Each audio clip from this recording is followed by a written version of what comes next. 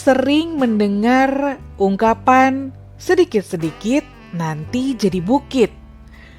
Hal-hal besar tidak selalu lahir dari pekerjaan besar.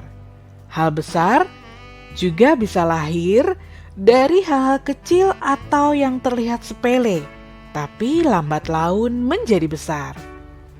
Kita sering hanya melihat segala sesuatu dari hasil, tapi kita melupakan bahwa yang besar bisa saja lahir dari proses penumpukan yang kecil-kecil dan bahkan dianggap sepele. Hal itu juga berlaku dalam kehidupan kita. Kita sering menyepelekan hal kecil, padahal hal yang kecil itu bernilai. Bahkan jika berakumulasi, hal-hal kecil itu menjadi besar. Perbuatan baik yang kecil sering kita anggap tidak bernilai. Membuang duri dari tengah jalan menjadi tampak yang sepele. Tapi jika tidak disingkirkan, akan ada orang yang terluka. Jika perbuatan baik yang tampak sepele sering dilakukan, ia akan menjadi tumpukan kebaikan yang besar.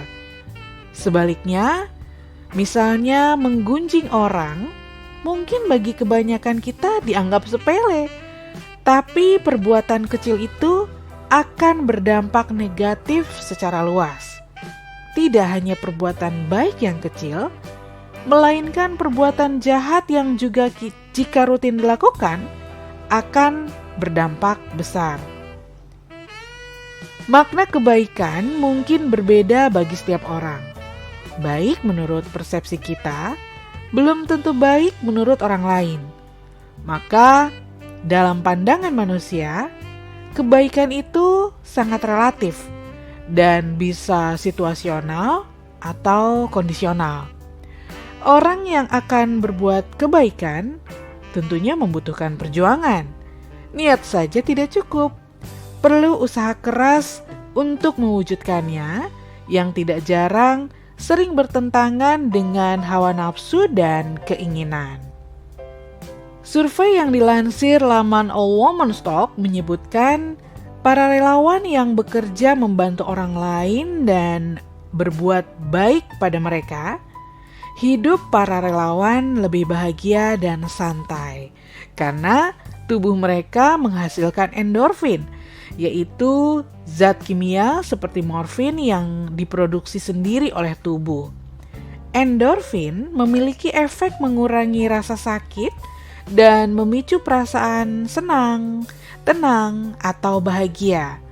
Hormon ini diproduksi oleh sistem saraf pusat dan kelenjar hipofisis.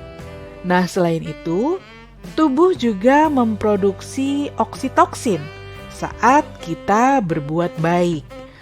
Oksitoksin dikenal juga sebagai hormon cinta karena lonjakan terjadi ketika kita merasakan senang dan bahagia.